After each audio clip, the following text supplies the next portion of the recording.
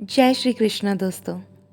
हमारी आज की कहानी है सुषमा जी की, जो राजस्थान की रहने वाली हैं। उन्होंने अपनी ये सत्य घटना हमारे साथ शेयर की। शेयर करते करते आप मानेंगे नहीं कि वो कितना ज़्यादा रो रही थी, क्योंकि यहाँ पर एक भक्त की बात थी और मन में सुनते सुनते यही सवाल उठ रहा था, क्या कोई भक्त कहलाने लायक होता है? क्या कोई भक्त ऐसा भी होता है जो भगवान के साथ इतना बुरा करे, और फिर अगर वो कर देता है तो क्या उसको उसकी माफ़ी मिलती है? सुषमा जी बताती हैं कि वो एक मध्यम वर्गीय परिवार में पैदा हुई, जिसमें उनके पिताजी कंपनी में काम किया करते थे। वो लोग बहुत अमीर तो नहीं थे, मगर घर में कोई कमी नहीं थी। वो 2 बहनें थीं, उनके कोई भाई नहीं थे। तो उन्होंने अपनी माता से एक लड्डू गोपाल की इच्छा करी। कहा, माँ, हम इसी को भाई बना लेंगे और आप इसी को बेटा बना लीजिए। वो घर ले आई लड्डू गोपाल को और उनकी सेवा करती। उनके घर में सभी को लड्डू गोपाल बहुत पसंद थे। उनकी बड़ी बहन की शादी थोड़ा समय से पहले, कह लीजिए 21 साल में ही कर दी गई। अब घर में लड्डू गोपाल, उनके मम्मी पापा और सुषमा जी रहते थे। वो लड्डू गोपाल का बहुत ख्याल रखती। एक बार सुषमा जी के मम्मी पापा किसी रिश्तेदार के घर मिलने गए और वापस लौटते समय उनका एक्सीडेंट हो गया, जिसमें उनकी मृत्यु हो गई। अब सुषमा जी इस पूरी दुनिया में अकेली थी, लड्डू गोपाल के साथ। कोई भी विकल्प ना मिलने की वजह से उनकी बहन और जीजा जी उन्हें अपने साथ ले गए। अब उनकी शादी की उम्र हो गई थी तो लड़का ढूंढने लगे, और लड़का मिला। वो भी प्राइवेट कंपनी में काम करता था, और कोइंसिडेंस कह लीजिए कि उसके मम्मी पापा भी नहीं थे, तो वो अपनी मामी मामा के साथ रहा करता था। शादी के बाद वो लड्डू गोपाल को अपने साथ ही ले गई। सुषमा जी बताती हैं कि वो घर का सारा काम करती थी, क्योंकि मामी जी उनसे कहती थी कि तुम काम चोरी करती हो और काम से बचने के लिए ही इस लड्डू गोपाल की सेवा का बहाना बनाती हो।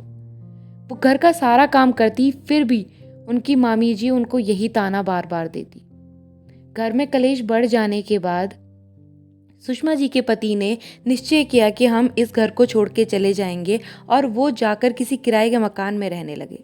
सुषमा जी कहती है, घर में सब कुछ ठीक था, हमारे पास इतने पैसे तो नहीं थे, मगर मेरे पति मुझसे प्रेम करते थे, हम खुश थे। हमारे 3 बच्चे हुए, एक बेटी और 2 बेटे। लेकिन तभी मेरे जीवन में इतनी बड़ी घटना घटी जिसको मैं कल्पना भी नहीं कर सकती थी।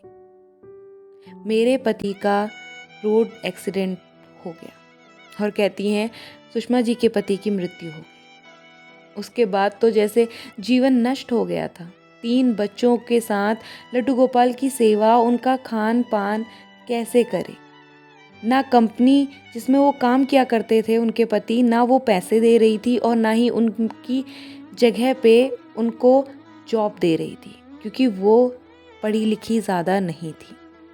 अब उन्होंने निश्चय किया कि लड्डू गोपाल के सहारे अपने बच्चों को छोड़कर वो मजदूरी करेंगी, और अपने बच्चों को लड्डू गोपाल के सहारे छोड़कर वो मजदूरी करने जाती।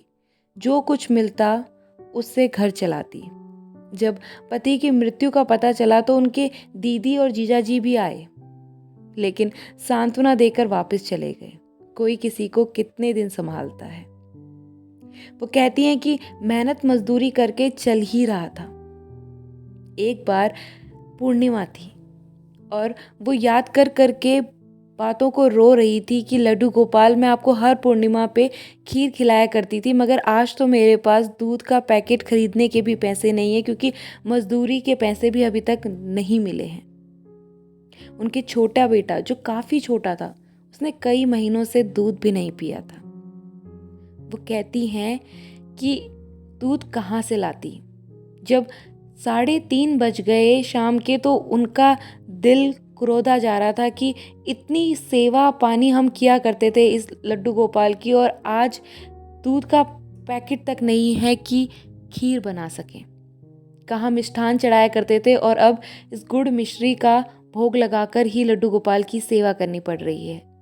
तभी वो अपने 3 बच्चों को लड्डू गोपाल के साथ छोड़कर वहाँ के सेठ जी के पास जाती है, और कहती है, सेठ जी मेरी मजदूरी का पैसा आ जाएगा तो मैं आपको लौटा दूंगी, मुझे उधार कुछ पैसे दे दीजिए। पहले तो सेठ जी मना करते हैं, लेकिन बहुत मिन्नत करने के बाद वो 50 रुपये दे देते हैं, मात्र 50 रुपये।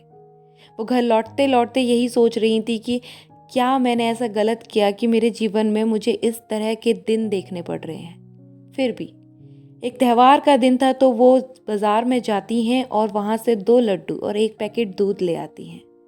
दूध का पैकेट घर आता है तो उनका छोटा बेटा तरसती हुई आंखों से देख रहा होता है कि मुझे दूध पीने को मिलेगा। लेकिन वो अपने तीनों बच्चों को समझाती हैं कि लड्डू गोपाल की सेवा करनी है ना, तो हम पहले खीर बनाएंगे, लड्डू गोपाल को भोग चढ़ाएंगे, फिर तुम सभी को प्रसाद मिलेगा। वो कहती हैं, बचपन से मेरे बच्चे लड्डू गोपाल में मेरी भक्ति को देख रहे थे तो मान जाते हैं। मैं खीर बनाती हूँ, नहाती धोती भगवान का दिया बत्ती करती हूँ, एक परात में खीर रखकर, दोनों लड्डू रखकर जैसे ही उन्हें भोग लगाने जा रही होती हूँ कि मेरे हाथ से थाल पलट जाती है और मेरे सामने ही पूरी खीर फर्श पर बिखर जाती है चारों तरफ। मेरे बच्चे मेरी तरफ देख रहे होते हैं और मैं अपने बच्चों की तरफ। वो 2 लड्डू जो मैंने खरीदे थे वो भी उसी में सन चुके थे। ये बताते बताते आप मेरा विश्वास नहीं मानेंगे, सुषमा जी बहुत देर तक भावुक होके चुप हो जाती हैं और मन ही मन आपको भी ये कहानी सुन के बहुत दुख हो रहा होगा जैसे मुझे हुआ था। वो आगे बताती हैं कि मेरे तीनों बच्चे मुझसे कहते हैं, माँ अब तो लड्डू गोपाल को ऐसा भोग नहीं लगाएंगे ना, क्या हम खा लें? और वो तीनों नीचे ज़मीन पर बैठ के खीर को खाने लगते हैं। आप अंदाज़ा भी नहीं लगा सकते कि एक माँ के दिल में क्या गुजर रहा होगा उस समय, उस परिस्थिति में जब वो देखती हैं कि उनके तीनों बच्चे ज़मीन पर बैठ के खीर को खा रहे हैं, चाट रहे हैं। वो लड्डू गोपाल से कहती हैं, आपकी मर्जी के बिना तो एक पत्ता भी नहीं हिलता, तो ये खीर कैसे गिर गई? आपने मुझे दिया ही क्या? शायद वो पहली बार उनका गुस्सा लड्डू गोपाल पर निकला। उन्होंने कहा, बचपन में मेरे माँ बाप छीन लिए, मेरा पति छीन लिया, मैं कुछ ना कही। आज मेरी ये दरिद्रता हो गई है और आज भी आप मेरा साथ नहीं दे रहे हैं। मैं नहीं मानती किसी भगवान को।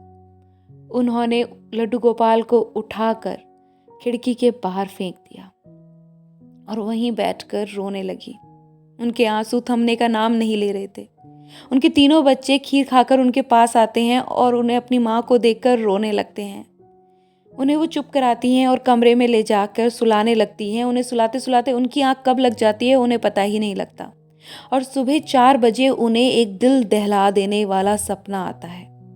उस सपने में वो लड्डू गोपाल को देखती हैं जो ठिठुर रहे होते हैं, ठंड से पूरी तरह गीले होते हैं और कह रहे होते हैं, मैया, ओ मैया, मुझे बहुत ठंड लग रही है।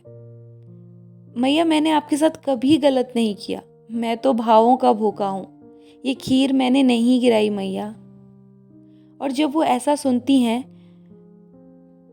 तो वो उठ खड़ी होती हैं और कहती हैं, हाँ लल्ला, मैं तुम्हें उठाने आ रही हूँ। और भागकर दरवाजे के बाहर जाती हैं, उस खिड़की की ओर जाती हैं जहाँ से उन्होंने लड्डू गोपाल को फेंका था। वहाँ पर आसपास पागलों की तरह ढूंढने लगती हैं और उन्हें लड्डू गोपाल नीचे कीचड़ में सने हुए मिलते हैं।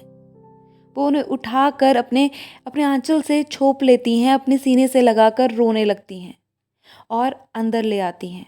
क्योंकि उस दिन भारी बारिश हुई थी तो चारों तरफ पानी भरा था और लड्डू गोपाल भी ऑलमोस्ट पानी में डूब चुके थे। वो ये सोचती हैं, मैंने अपने लड्डू गोपाल के साथ ये क्या किया? इतने बड़ी दिव्य शक्ति ने मुझे माँ कह के पुकारा और मेरी सेवा उन्होंने एक्सेप्ट की। बस अपने इन कर्मों को देखकर, अपनी इस हालत को देखकर मैं समझ न सकी। वो आगे कहती हैं कि मैंने लड्डू गोपाल को नहलाया धुलाया, अच्छे वस्त्र पहनाए। फिर अचानक मेरी जिंदगी में कुछ ऐसा हुआ जिसकी मैंने कल्पना भी नहीं की थी। वो कहती हैं, कंपनी से कॉल आया, मेरे पति के कुछ जमा पूंजी जो वो दे नहीं रहे थे उन्होंने दे दी और मुझे कंपनी में जॉब भी दे दी। आज मेरे तीनों बच्चे पढ़ लिख कर अच्छी जगह पर हैं और हमने अपना घर भी बना लिया है। आज मेरी ज़िंदगी में ऐसी कोई कमी नहीं, मगर जो मैंने उस दिन लड्डू गोपाल के साथ किया मैं आज तक नहीं भूल सकती। मैं ये सोच सोच कर कभी कभी दहल जाती हूँ कि अगर मेरे कर्मों की सज़ा मेरे बच्चों को मिली तो क्या होगा। और इसी वजह से लड्डू गोपाल से प्रार्थना करती हूँ कि हे प्रभु, मैं जानती हूँ मैंने गलत किया, तो मेरे कर्मों की सज़ा मुझे ही देना। मेरे बच्चे तो हमेशा आपकी पूजा में तत्पर रहते हैं। और ये कहकर वो शांत हो जाती हैं। सभी भक्तों से बस यही कहना चाहूँगी कि लड्डू गोपाल एक ऐसी दिव्य शक्ति हैं जो किसी का बुरा नहीं करते। हाँ, कभी कभी परिस्थितियाँ ऊपर नीचे होती हैं तो हम अपने आपे से बाहर हो जाते हैं, मगर अपना विश्वास उस भगवान पे ज़रूर रखें। वो चमत्कार करने में देर नहीं करते हैं। कहानी थोड़ी लंबी हो गई, लेकिन आशा करती हूँ आपके दिलों तक ज़रूर पहुँची होगी। और हमेशा लड्डू गोपाल की पूजा श्रद्धा भक्ति से कीजिए। वो कभी भी अन्याय नहीं होने देंगे और अपने भक्तों का तो वो खास ख्याल रखते हैं।